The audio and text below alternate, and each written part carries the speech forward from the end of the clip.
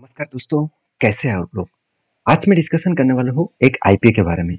देखिए, फरवरी 2025 के बाद फर्स्ट आईपीओ अप्रैल मंथ में आ चुके हैं। तो इतने दिनों तक आईपीओ क्यों नहीं आया? सबसे पहले ये मन में क्वेश्चन तो आएगा ही, क्योंकि मुझे बहुत दिनों से कमेंट्स भी आ रहा था कि सर कोई भी आईपीओ आया नहीं। इसका मतलब क्या है? देखिए, मार्केट जब करेक्शन मोमेंटम में होते हैं, मार्केट जब गिरते रहते हैं, उस टाइम कोई भी कंपनी आईपीओ नहीं लेके आते हैं। बीच में एक कंपनी आईपीओ लेके आया था, मगर उसका जो सब्सक्रिप्शन का डेट था, मतलब आईपीओ के अप्लाई करने का जो डेट था, उस टाइम में ही आईपीओ को कैंसिलेशन किया गया, क्योंकि उस टाइम मार्केट भारी भरकम करेक्शन में था। अगर वो आईपीओ लेके आते, कंपनी अच्छा होने के बाद भी एक खराब परफॉर्मेंस करता। तो आईपीओ तब लेके आते हैं कंपनी जब मार्केट अप टेन में हो, क्योंकि देखिए मार्केट में जब लोग बाइंग अपॉर्चुनिटी लेके आ रहा है तब भी आईपीओ लेके आना चाहिए। तो इस टाइम में आईपीओ लेके आया है इसी कारण में। तो आज जिस कंपनी के बारे में बात करूं उसका नाम है अथार। तो अथार एनर्जी लिमिटेड वो बेसिकली एक टू व्हीलर्स मैन्युफैक्चरिंग कंपनी है, और वो भी ईवीज के ऊपर electric two wheelers manufacturing company है। साथ ही साथ कंपनी बैटरीज भी बनाते हैं, साथ ही साथ कंपनी हेलमेट्स भी बनाते हैं। तो अलग अलग कैटेगरीज के प्रोडक्ट कंपनी बनाते हैं। अब देखिए इस अथर इलेक्ट्रिक स्कूटर, तो ये बेसिकली स्कूटर बेचने वाला एक बढ़िया कंपनी है। सबसे बड़ी बात है, स्कूटर की बहुत सारा पॉजिटिव व्यू भी है, क्योंकि मैंने जो स्कूटर को खरीदारी किया है और साथ ही साथ ओला को भी खरीदारी की है, तो दोनों में अगर डिफरेंस देखा जाए तो इसका कोई भी आज तक मैंने कोई भी खराब रेटिंग नहीं देखा। किसी जगह पे सोशल मीडिया में इस स्कूटर के ऊपर आग लगने का कोई भी वीडियोस नहीं देखे, जहाँ पे बहुत सारे ओला का देखने को मिल जाएगा। देखिए, मैं ओला का कोई बुराई नहीं कर रहा हूँ। देखिए, ओला एक अलग कैटेगरीज के प्रोडक्ट सबसे ज़्यादा बेच चुके हैं इलेक्ट्रिक स्कूटर, मगर आज उसका हालत क्या है, खराब हो चुके हैं, क्योंकि कस्टमर रेटिंग ही खराब दिया है। तो उस बेसिस में इस कंपनी स्ट्रांग है। ऑल ओवर इंडिया में कंपनी छा चुके हैं। करीबन 4100 से भी ज़्यादा fast charging and growing platform भी कंपनी बना चुके हैं। मतलब company India's large EV two wheelers fasting charging networks. तो कंपनी खुद के चार्जिंग स्टेशन भी बना चुके हैं। मतलब स्कूटर भी खरीदारी करे और चार्जिंग भी इसी कंपनी से कराए। तो यहाँ पे फायदा है, मतलब कंपनी दोनों तरफ से फायदा कमा रहा है। तो इस कंपनी का आईपीओ आ चुके हैं, तो इसके मैं डिटेल्स में डिस्कशन करूंगा। तो वीडियो को पूरा लास्ट तक जरूर देखना, क्योंकि इस कंपनी के ऊपर जो डेटा मैं आपको साथ शेयर करूंगा वो पूरा के पूरा वेबसाइट से होगा। तो प्लीज एक बार पूरा डिटेल्स में देखना, उसके बाद डिसीजन लेना। तो चलो सबसे पहले देखते हैं कंपनी के डिटेल्स के बारे में। तो यहाँ पे आप सबसे पहले जो डेटा को देखेंगे इस कंपनी के डिटेल्स में, तो चलो देखिए। सबसे पहले कंपनी के डिटेल्स देखा जाए तो अथार इंडियन एनर्जी लिमिटेड जो स्टार्ट हुआ था 2013 में, मतलब कंपनी खुद के बिजनेस स्टार्ट किए थे 2013 में। ये है India India electric two wheelers E 2W, मतलब इलेक्ट्रिक टू व्हीलर्स, मतलब इलेक्ट्रिक टू व्हीलर्स यहाँ पे कंपनी बना रहा है। Company engage in the design, development and house assemble electric scooter, batteries pack, charging infrastructure and supporting software systems. तो इसके ऊपर कंपनी काम करता है। तो बेसिकली कंपनी के टोटल सोल्ड ऑफ स्कूटर जो है, इलेक्ट्रिक स्कूटर जो है, basically sorry electric two wheeler जो है, वो करीबन करीबन 1,07,983, और टोटल 1,09,577 इलेक्ट्रिक जो स्कूटर है, तो वो भी यहाँ पे 9 मंथ में कंपनी ने बेच चुके हैं। 9 मंथ में 1 लाख से भी ज़्यादा स्कूटर कंपनी भी बेच चुके हैं, और ये बहुत फास्टेस्ट स्कूटर बेचने वाला का रिकॉर्ड है उसका। और कंपनी का टोटल जो डेटा है उस हिसाब से बताया जाए तो कंपनी का एक्सपीरियंस सेंटर जो है, और करीबन करीबन 265 एक्सपीरियंस सेंटर है, और 233 सर्विस सेंटर है ऑल ओवर इंडिया में। तो यहाँ पे एक गुड पॉइंट है, क्योंकि सर्विस सेंटर ज़्यादा नहीं रहेगा तो वो खरीदारी करके कुछ फ़ायदा नहीं होगा। जैसे ओला के ऊपर दिक्कत क्या हो रहा है, ओला का सर्विस सेंटर बहुत कम है।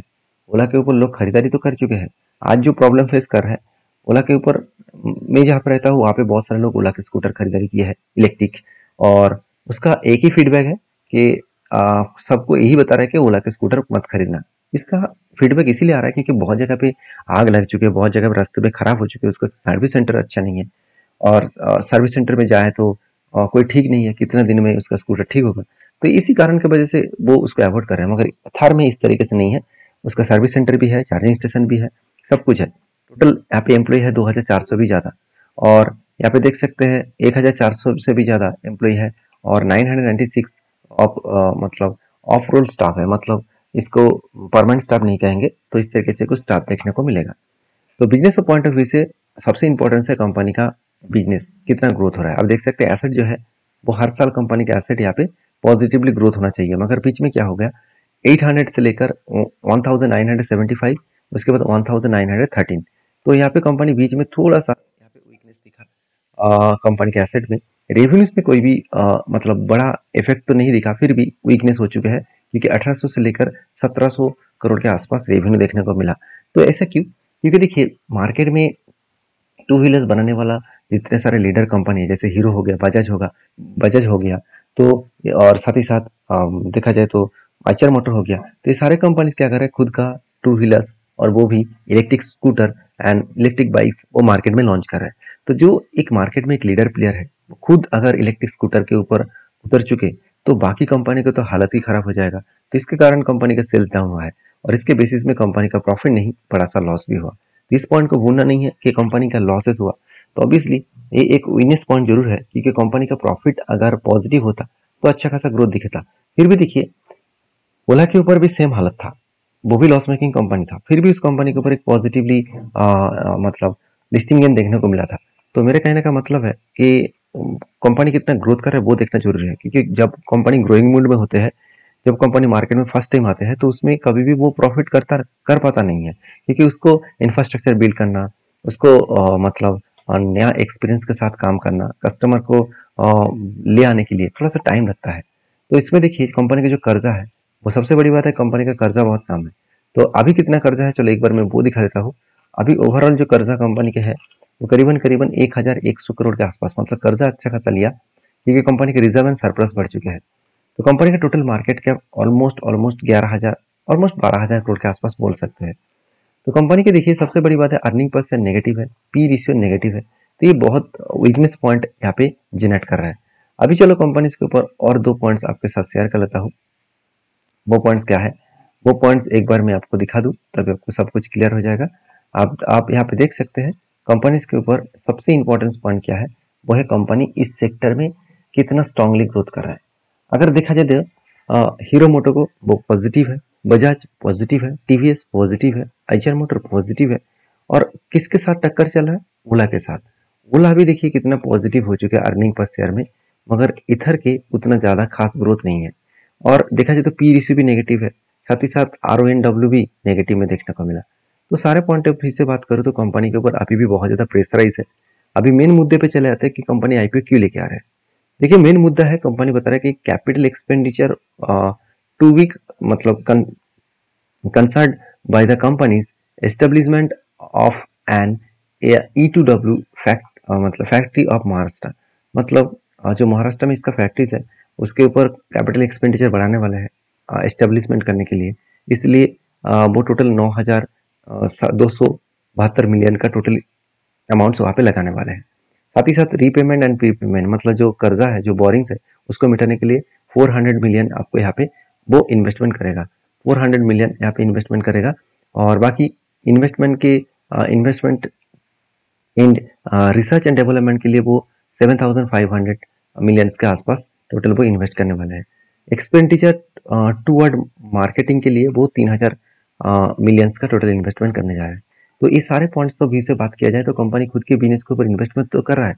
तो एक चीज मैं आपको यहाँ पे दिखाना चाहूंगा कि कंपनी जो इतने टाइम में जो जो बात बताया, तो वो कितना मतलब पॉजिटिव है, कितना रिलेटेबल है।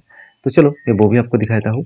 देखिए आईपीओ का टोटल साइज कितना है, आईपीओ लेकर है करीबन 2,980 करोड़ के आसपास, मतलब ऑलमोस्ट बोल सकते हैं 3,000 करोड़ के आसपास।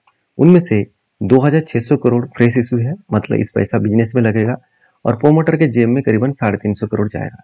तो ऑफर फर्स्ट सेल है 350 करोड़। तो प्रोमोटर खुद पैसा, कुछ मार्केट से पैसा चाहिए उसको, इसलिए वो शेयर कुछ बेच रहा है।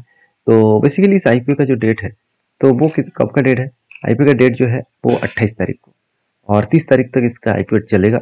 और सबसे बड़ी बात है, ₹1 के फेस वैल्यू के हिसाब से 300 से 321 रुपीज के आसपास इसका प्राइस बन रखा गया है। तो इस आईपीओ का लिस्टिंग डेट है 5 तारीख, और सॉरी लिस्टिंग डेट है बेसिकली आप देख सकते हैं टेंटेटिव जो लिस्टिंग डेट है वो 6 तारीख को लिस्टिंग होगा मई माह में। तो सारे पॉइंट्स आपके साथ में शेयर किया हूँ। अगर मेरे पॉइंट ऑफ व्यू से बात करूँ तो मैं इस कंपनी के ऊपर थोड़ा सा सोच समझ कर काम करूंगा, क्योंकि पहली बात कंपनी लॉसेस में है, दूसरी बात कंपनी बाकी जो जितने सारे पेयर कंपनी है वहाँ से कंपनी का बहुत ज़्यादा डिफरेंस देखने को मिला, मतलब बहुत ज़्यादा वीकनेस है। तो ये सारे पॉइंट्स कंपनी के ऊपर थोड़ा-सा प्रेशराइज़ क्रिएट करता है। तो उस बेसिस में बात करूँ तो कंपनी के ऊपर प्रेशराइज़ है, उस प्रेशराइज़ के बेसिस में आपको काम करना होगा। तो बाकी आप इस कंपनी के ऊपर स्टडी करिए, रिसर्च करिए, उसके बाद काम करिए। तो मिलते हैं नेक्स्ट वीडियो में, तब तक के लिए धन्यवाद।